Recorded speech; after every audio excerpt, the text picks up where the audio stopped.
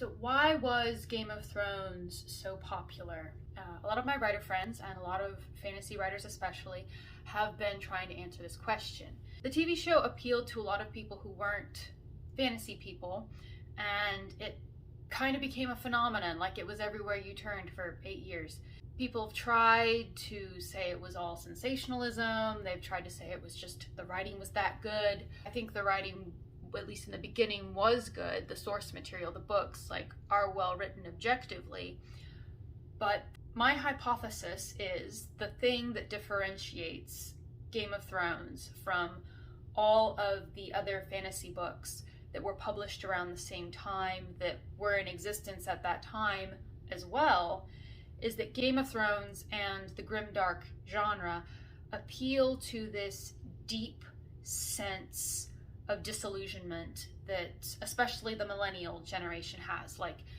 I'm a tail end millennial, I'm right at the cutoff. So people who are my age and a little bit older, especially the ones who really got into Game of Thrones, we went through 9/11, we got out of college, and we found out that our careers weren't what we'd been led to believe they were.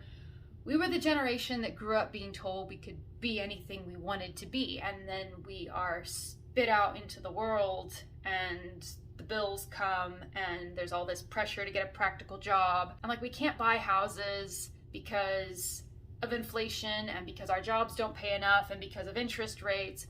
And so there's just this deep, profound sense that the world we grew up believing in, the magical fairy tale, doesn't actually exist.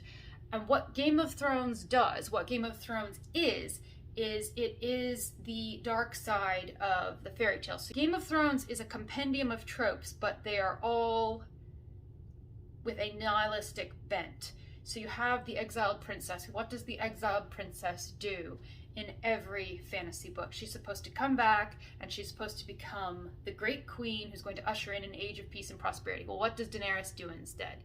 Daenerys burns everybody alive. Jon Snow, who is basically Galahad in the story, Galahad falls, he breaks his oath of chastity. And then we see Sansa Stark, who is the embodiment of purity, the embodiment of goodness. She's the one who the knight's supposed to save. If I say what happens to her, this video will probably get censored. So then you have Ned Stark. Ned Stark is lawful good down to a T, right? What happens to him? He does the right thing and he gets screwed over for it. And then his family gets screwed over for it. Every one of the good archetypes gets turned on its head, gets perverted. Too long, didn't read. My hypothesis is Game of Thrones appeals to the nihilistic disillusionment that the millennials have been experiencing our whole lives. Which is kind of sad the more I think about it, because I still have hope, and I want my stories to still have hope. I want to admit that the bad stuff exists and the bad stuff happens, but I want there to still be hope that good things can happen in the future.